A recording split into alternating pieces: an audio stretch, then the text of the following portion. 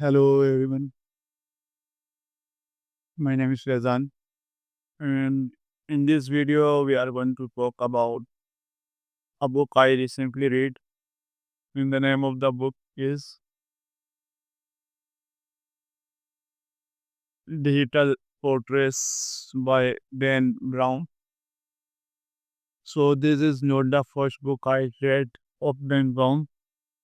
I have read multiple books, I guess.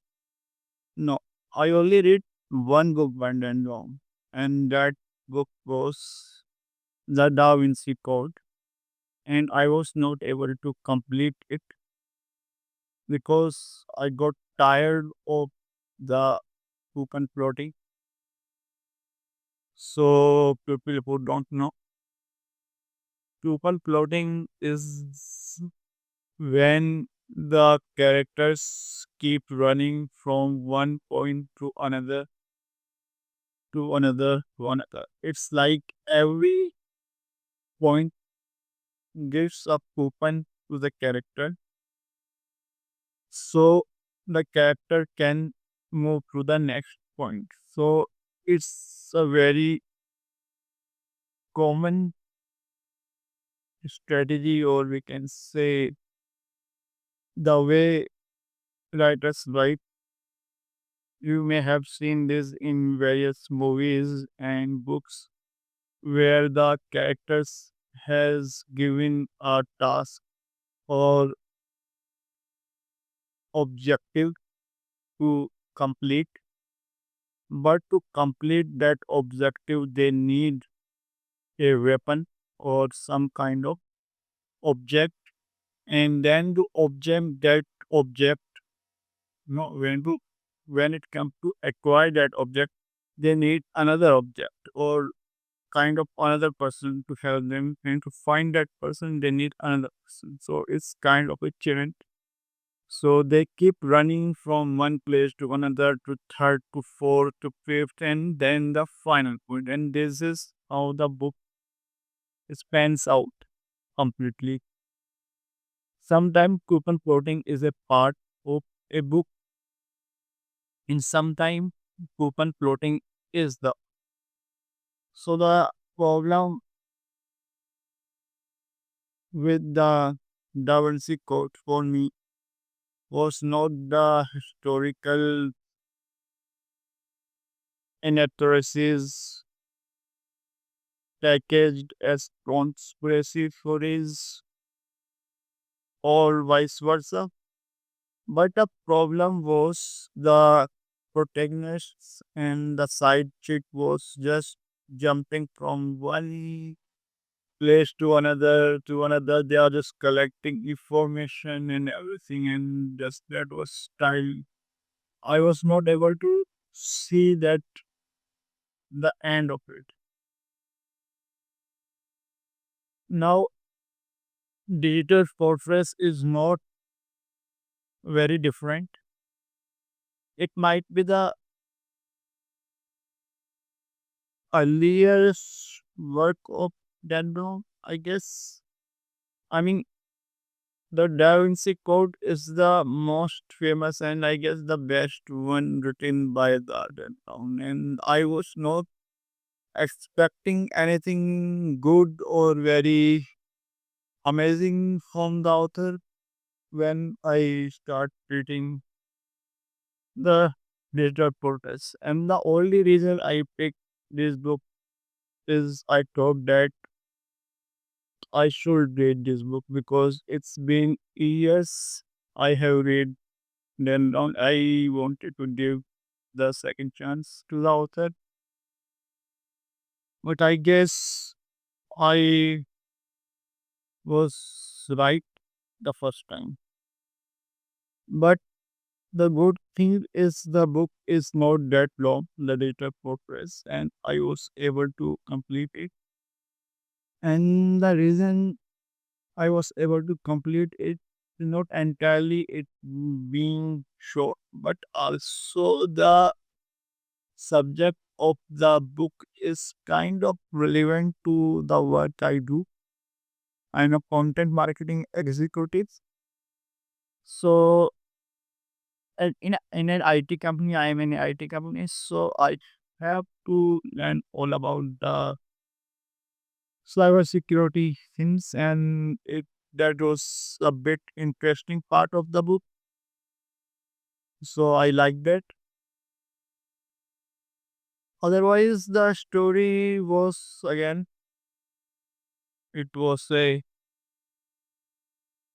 some it was okay. Story was okay, but the supporting story was kind of lame. So the story was that the CIA, or a secret organization of America, has built a supercomputer that can unlock any encryption, so they can read emails, numbers, and everything. So no one can be actually keep hidden any information from the government. And there are many smart people or talented folks in their team that was happening, and privacy was not any concern. They were not very reluctant to give privacy to the general public. For them, they all just a part of America, and they were very, very, very obsessive about keeping their country secure. It does not matter. The agency was not able to see the irony that they were the actual agency or organization that are causing the harm to the American civil. Yes, it just happens sometimes. The committee or the organization or the agency responsible to defend or protect or to manage a group of people kind of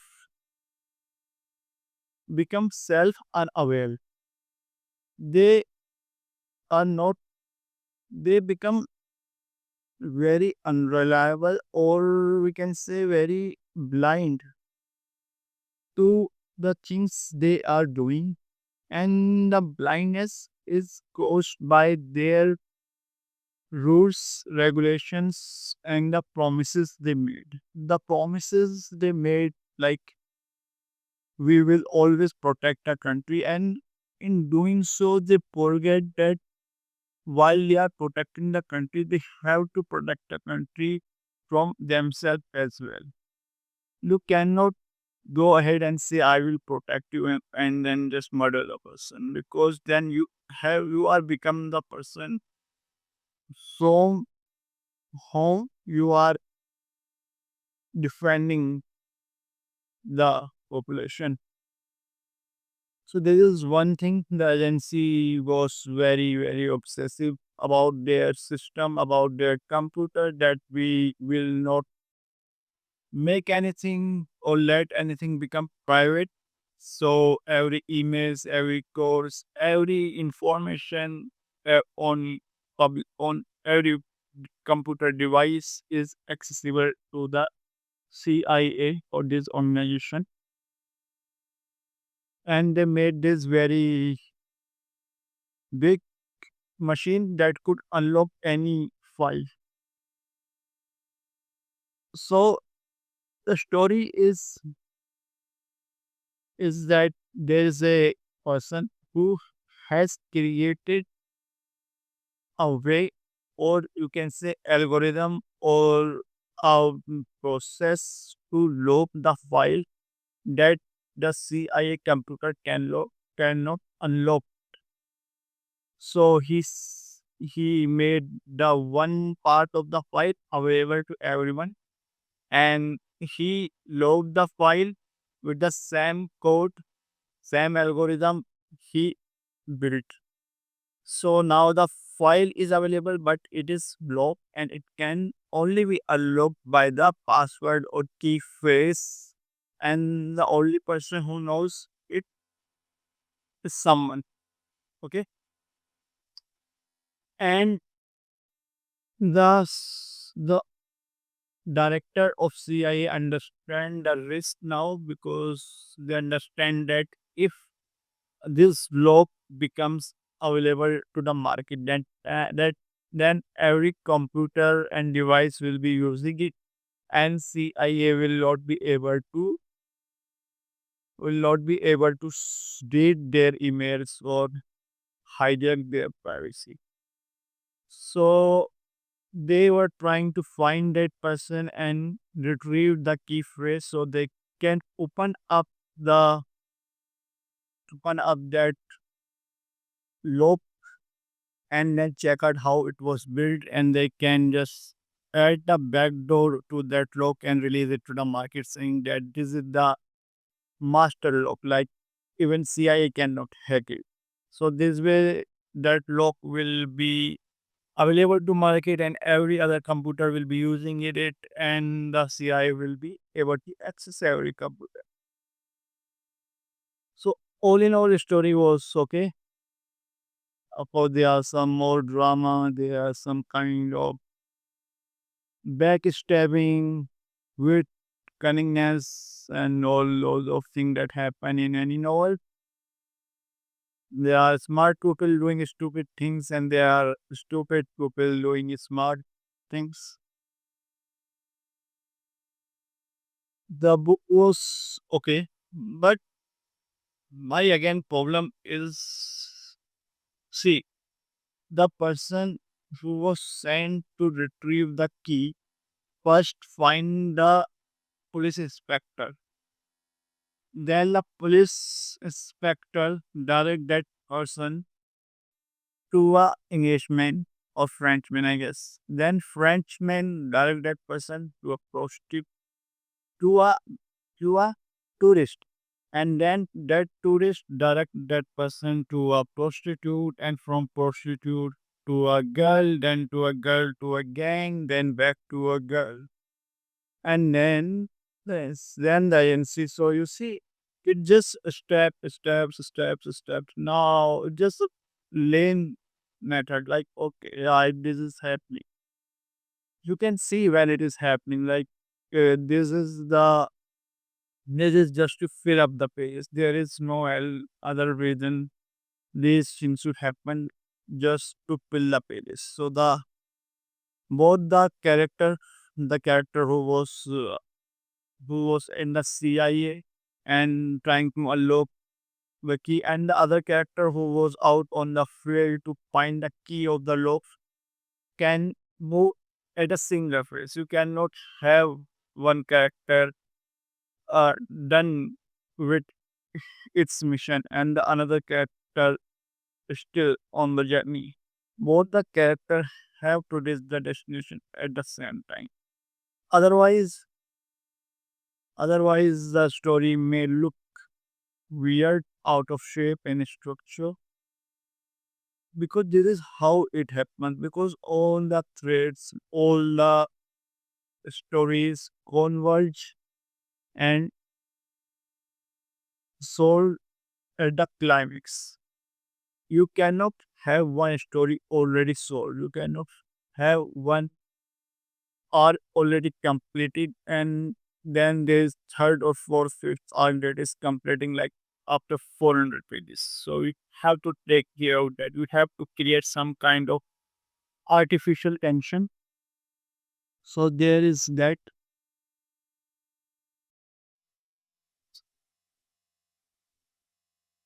Mm.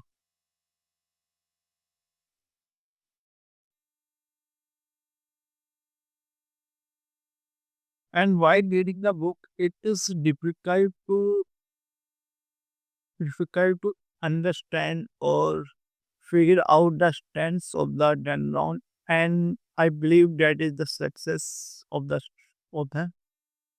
He was able to detach his views and opinions from the characters, because what happens is most of the time authors put their voice as a character, and that kinds of ruin the story, which cause it becomes very easy to identify, very easy to point out. It is clearly visible that this is not the voice of this is not the motivation of the character. You can see it. You read it and you can clearly see that this is the words not of the author, not of the character, but of the authors. But yeah, this is one good thing about the book. And then about the writing, it is very, very repetitive, I would say. And again, it's tiring. I don't know how to describe the writing, but it is tiring. You read it and you feel numb and dumb. Okay. Is it like a grade 5 level of writing, but the story is of different level? So it feels like someone explaining the very high level stuff with a very low level language. And it it becomes difficult because of so many things that could have been described easily has been described with a very, very long and detailed structure, and basically a one sentence could have been a word and one paragraph could have been a sentence, and it becomes tiring because once you can see, you can glance the whole page and see, okay, the story in the whole page is actually like a worth of paragraph. There is a difference between the story and a volume. You can write 1000 pages of novel and the story could only of the 100 pages, and the vice versa is also true. There are short stories, there are poetries, poems, and things, and in few lines and few words and pages, they tell a very long story. And then there are mm, stories that are very long and they need all those pages because there are story to tell, like Dune and like Game of Thrones. But then there are Dan Brown type of novels, and there are also other novels I have read which follow the same suits.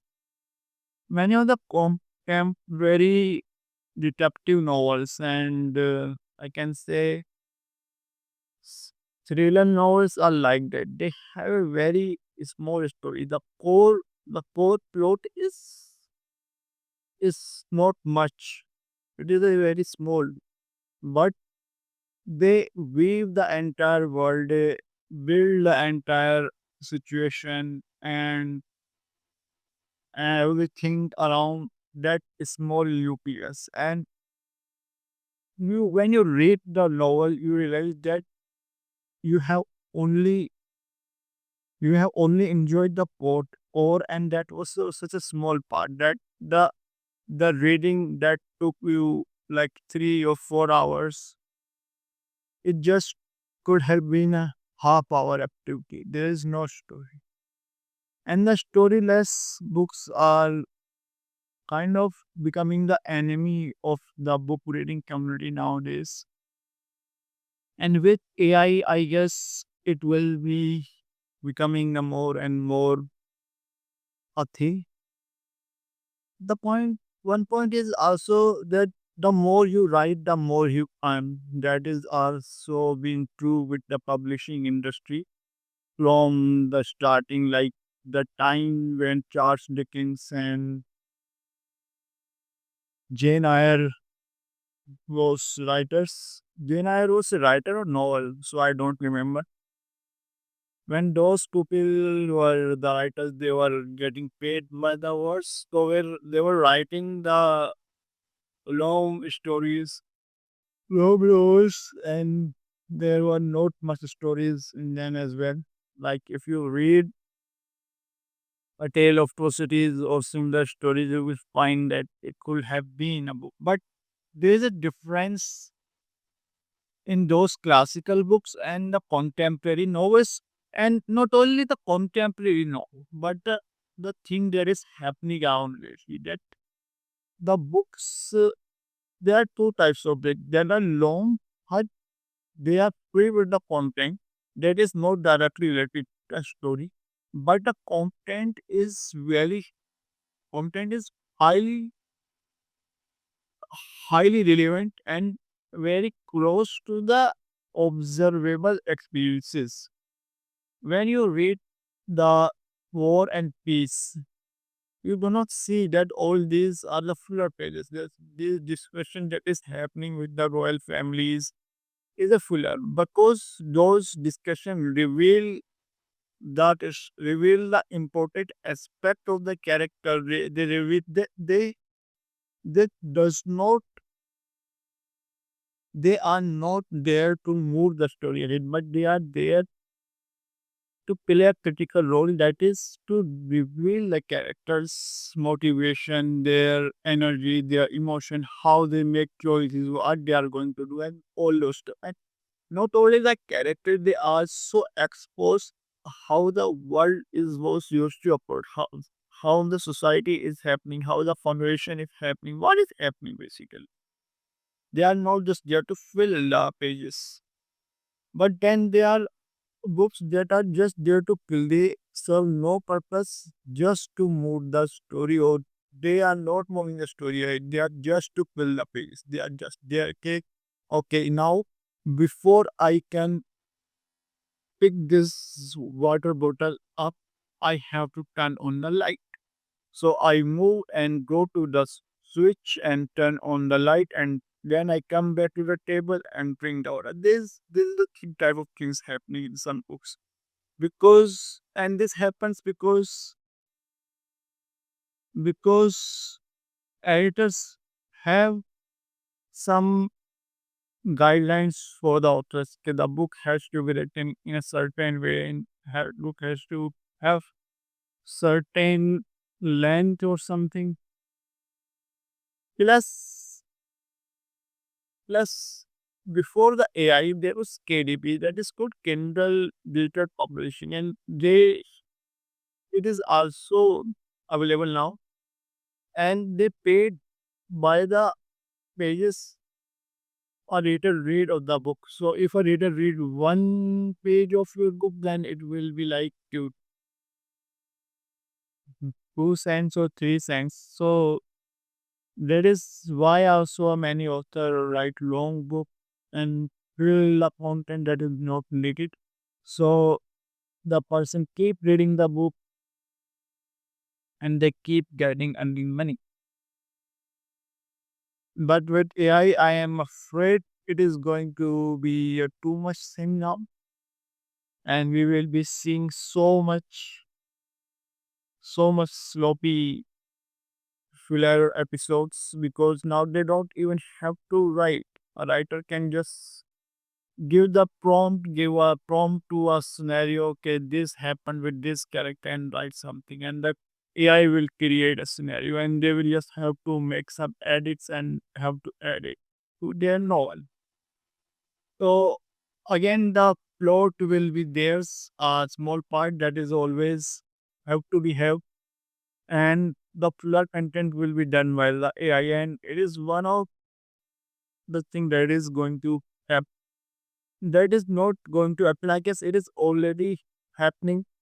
We are saying the books on the Kindle with full of AI story, but let's see. So the data forecast by Dan Brown is okay. Okay, novel. I don't have very any strong opinion or views about the book. All I can say is I'm not going to read Dan Brown again. Suppose it makes me tired. Otherwise, okay. So if you have anything else to discuss or to comment, please leave it in the comment box. And thank you. Bye.